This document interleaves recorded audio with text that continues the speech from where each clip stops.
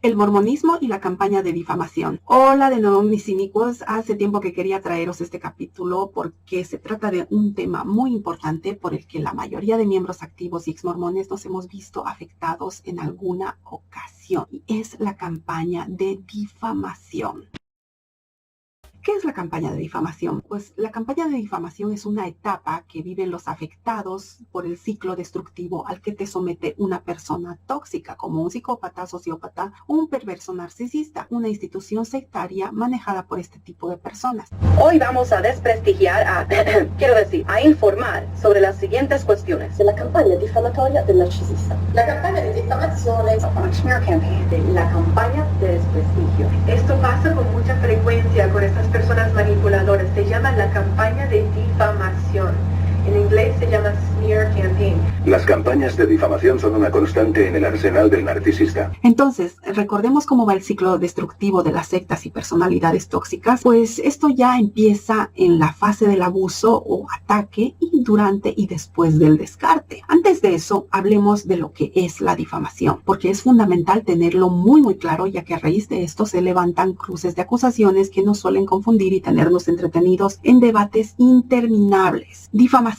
1. Acción de difamar. 2. Información negativa que se dice en público o se escribe de una persona en contra de su buen nombre, su fama y su honor, especialmente cuando es falsa. Los sinónimos de esto son calumnia, falsa acusación, San Benito, descrédito, falacia, maledicencia. ¿Y cuál es la diferencia entre injuria y calumnia? Por injuria nos referimos a aquellas expresiones que consisten en imputar a alguien hechos falsos y que atenta contra la dignidad de una persona. Se consideran injurias, por ejemplo, los insultos. Por el contrario, la calumnia va más allá, ya que existe calumnia cuando se imputa a alguien falsamente de un delito. Ahora bien, ¿qué pasa con lo que hacemos los ex mormones y cuando difundimos todo el material que hemos encontrado acerca del origen e historia de la iglesia y sus líderes? Los datos actuales que encontramos en los medios de comunicación, historiadores, cronistas mormones y no mormones, hay referencias de todo lo que sacamos. Por lo tanto, de ninguna manera estamos levantando falsas acusaciones, como leemos hasta la saciedad en distintos comentarios. ¿Por qué difamas a la iglesia? ¿Por qué difamas a José Smith? Innumerables comentarios, ¿verdad? Pero nosotros no nos inventamos nada. Y aquí, lógicamente, nadie es inmune a la desinformación. Todos hemos caído en esto desde que existe la información, existe la desinformación, y hoy en día, debido a nuestro mundo globalizado, pues está la sobreinformación. Y como dice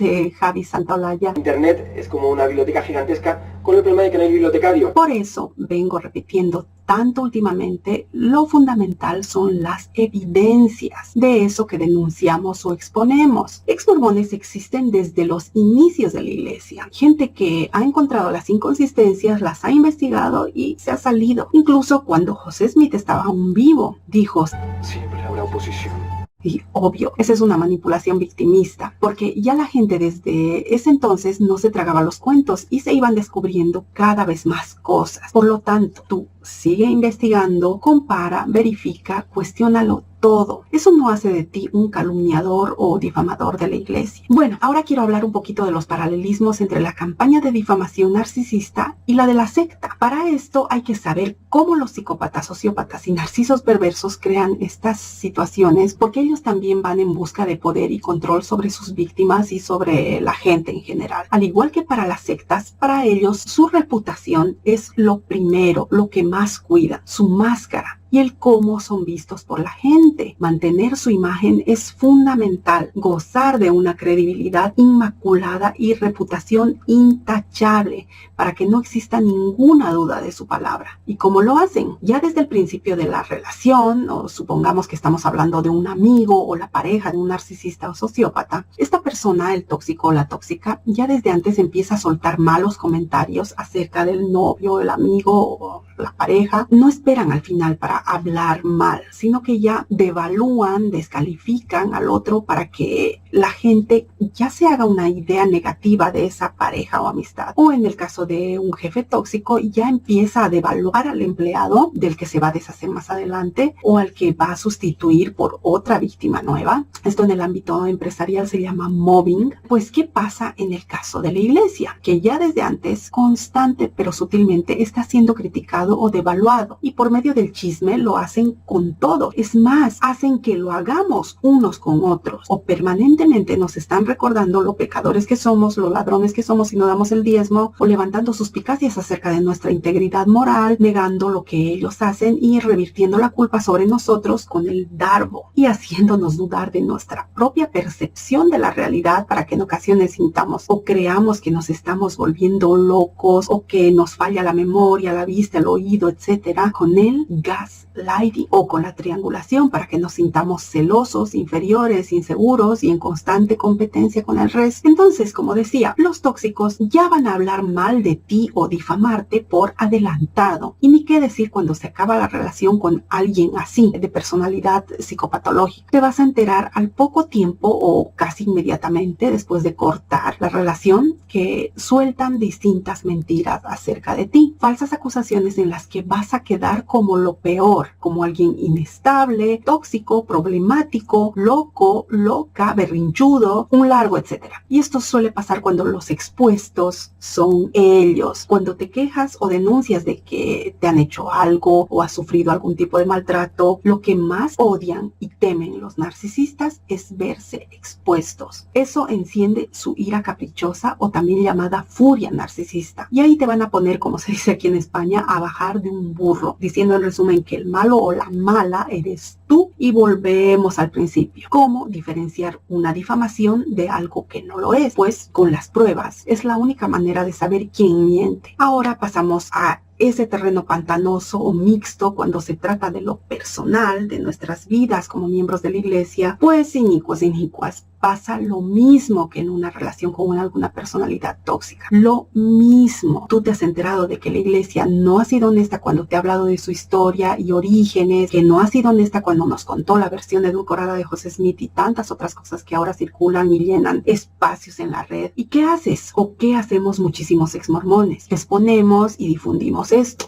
con fundamentos, con evidencias, etcétera. ¿Y qué hace la iglesia? La campaña de difamación, empezando, ya como había dicho antes, con una pre-campaña de difamación, diciendo que el que se va de la iglesia es porque quería pecar. Con esto consiguen que los miembros se hagan una idea ya preconcebida de lo que es un apóstata, alguien que se ha ido por fallos en su propio comportamiento o en su propia vida. Como decía, la devaluación ya viene de antes. Seguimos. Cuando te difaman, en realidad se están proyectando. Como habíamos hablado en el anterior programa de la proyección, cuando los mormones te hacen una crítica o te difaman, en la mayoría de las veces se trata de una proyección de sí mismos, de cómo son realmente ellos. Ellos aportan críticas destructivas, ofensivas, denigrantes, etc. Y los exmormones aportamos evidencias, datos, reproducimos las propias palabras de los líderes y las mostramos. Una muestra de que con los exmormones no sucede lo de la proyección, por lo tanto no difamamos a la iglesia, es por ejemplo cuando exponemos la poligamia de José, que tanto se empeñó en ocultar, primero a Emma y luego a todo Nabú, quemando la imprenta que iba a denunciar públicamente estas andanzas del profeta. Pues esto no significa que nosotros seamos los polígamos, se entiende, ¿verdad? O sea, no hay proyección posible en ese caso. Bueno, otro motivo por el cual mucha gente se va de la iglesia es por causa de los abusos, distintos tipos de abuso, desde abuso de confianza, de poder, estafa financiera, hasta abuso sexual. ¿Crees que en esos casos no se te va a difamar? Ay, ingenuo. Hasta ahora yo no he conocido ningún exmormón o exmormona que se haya librado de esto, tanto en comentarios como en mensajes que me llegan, testimonios de experiencias en las que tanto líderes como miembros difaman a los apóstatas, bien sea en forma de injuria o de calumnia, y ninguna de las dos respaldada con pruebas o evidencias, empezando desde la pre-campaña de difamación que da lugar a suposiciones. La suposición más recurrida es: seguramente te han excomulgado. Esa es la más famosa. Y de ahí se desata la imaginación y ya te dicen de todo. Y repito, sin pruebas. Cuando yo me he quejado de alguien o he denunciado algún tipo de maltrato o algo, siempre tengo evidencias de lo que digo. Pero si tienes la conciencia tranquila, no hace falta que te molestes en andar justificándote. Porque aquí entra otro ingrediente en este juego tóxico en la campaña de difamación,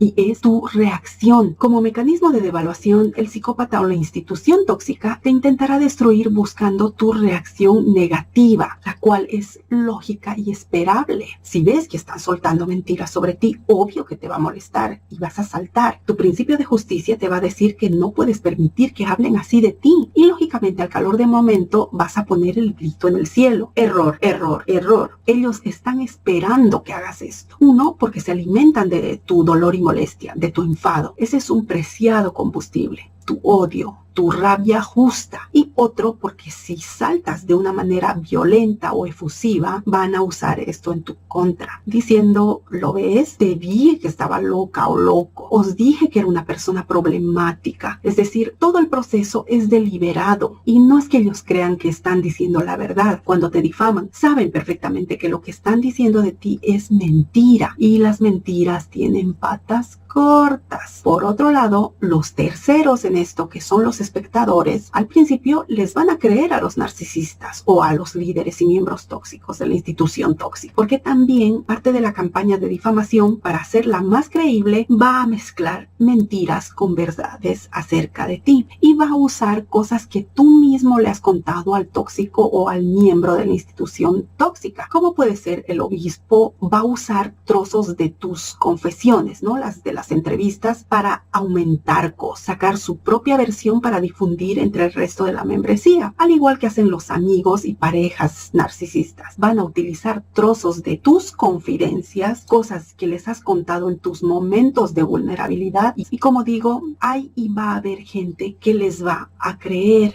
Por eso digo, las mentiras tienen patas cortas. Uno, porque no todo el mundo está dispuesto a colaborar con una mentira, y dos, porque no toda la gente es tonta o tan ingenua. Mucha se da cuenta desde el principio de lo que se está diciendo de ti es mentira. Así que tranquilo y tranquila, inicua, que por más rabia que te dé, no reacciones. Tarde o temprano todo se sabrá y confía en ti. Con que tú sepas que es mentira, sobra. Además, la gente que te quiere de verdad y te conoce bien, va a seguir contando contigo. Unos caerán y le creerán al obispo o al narcisista y otros no. Pero una cosa por la que después de ser útil saber de estas cosas es que la campaña de difamación es una señal inequívoca de que estás tratando con una personalidad tóxica o con una institución tóxica o psicopática, porque hay mucho cinismo en la mentira. No son mentiras piadosas o malos entendidos, así que también es el filtro ideal para saber quiénes son tus verdaderos amigos. Y una vez más, aquí las pruebas, las evidencias de cualquier conflicto que hayas vivido son determinantes. Así que si te vas de la iglesia y expones las cosas que se han descubierto, espera un poquito, que no tardarán en llegar los rumores que están circulando acerca de ti. Y si ves que gente, ex hermanos de la iglesia, de pronto no te hablan, te marginan, te rechazan, etcétera, te están haciendo la campaña de difamación. Pero lo más doloroso de esto tiene que ver con la carga afectiva, aquella que reactiva nuestra herida de la traición. ¿Por qué? Porque aquellos que hablan o te difamaron son gente a la que amaba, gente con la que tenías un vínculo afectivo. Por ejemplo, en mi caso, muchas de las personas, miembros activos de la iglesia, que comentan criticando mis espacios o a mi persona, lo hacen influidos por la pre-campaña de difamación, en la que tanto líderes u otros miembros les han dicho que los apóstatas somos malos, ¿no?